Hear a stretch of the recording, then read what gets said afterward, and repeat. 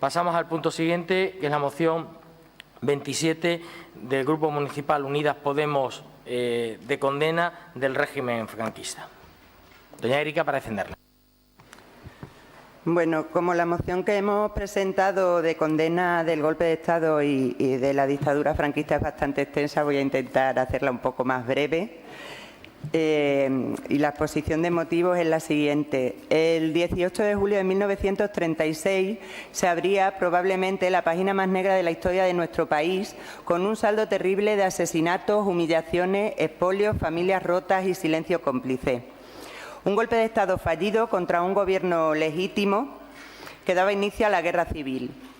Antes de esa fecha, el 25 de marzo de 1936, más de 60.000 jornaleros y yunteros de toda Extremadura se levantaron contra la injusticia y contra el hambre en la mayor ocupación de tierra, cuya propiedad se repartía entre unos pocos terratenientes y caciques, y las represalias serían terribles.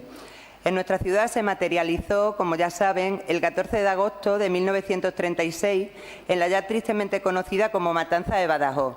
Al mando del general Yagüe, el carnicero de Badajoz, en esos días se ejecutaron a más de 4.000 personas, el 10% de esta población.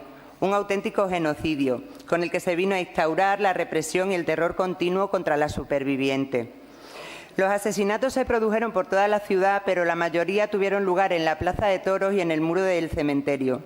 El muro del cementerio ha sido tapiado para que no veamos los impactos de balas de los fusilamientos.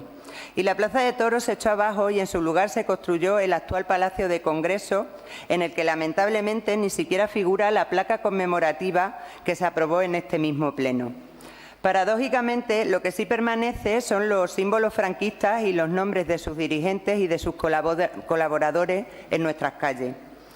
Además de esto, la transición permitió la amnistía de los crímenes de la dictadura, crímenes de lesa humanidad, que según las leyes internacionales ni prescriben ni pueden ser amnistiados, y dejó en la cuneta a las víctimas. Los culpables y los responsables quedaron libres, y así hasta nuestros días. La memoria de las víctimas de la guerra civil y el franquismo, su reconocimiento y su reparación representa un deber moral en la vida política y es signo de calidad de la democracia. La historia no puede construirse desde el olvido de los débiles y el silenciamiento de los vencidos. La condena del franquismo por las instituciones es absolutamente necesaria en un país como España, que ha vivido 40 años de dictadura, de represión y de ausencia de libertades. Un país en el que aún Hoy en día muchas personas siguen sin encontrar a sus familiares desaparecidos o a sus hijos e hijas robados durante el franquismo. Un país en el que las personas torturadas aún se cruzan por la calle con sus torturadores, que campan a sus anchas e incluso con honores porque jamás se juzgó a los actores ni a los responsables.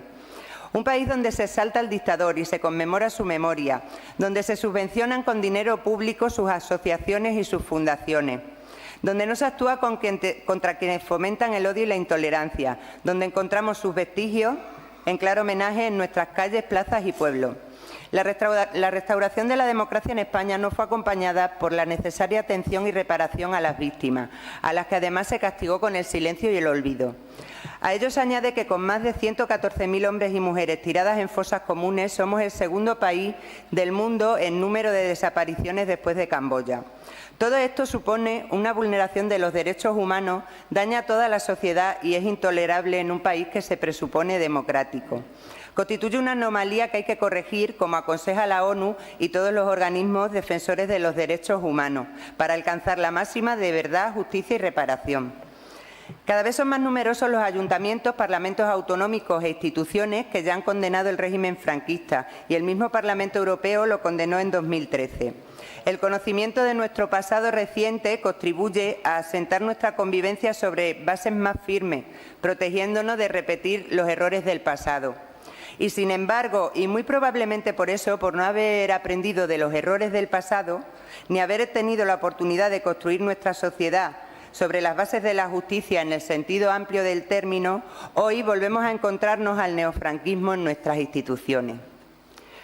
Uno de los concejales del nuevo Gobierno de coalición se ha presentado bajo diferentes siglas de partidos de extrema derecha y Juan Antonio Morales y Antonio Pozo, premiados por la Fundación Francisco Franco por su labor destacada en la defensa de la memoria del caudillo y su gran obra, mientras eran cargos del PP, por cierto, han sido recientemente nombrados personal eventual en el Ayuntamiento de Badajoz por el alcalde y por su nuevo Gobierno de coalición.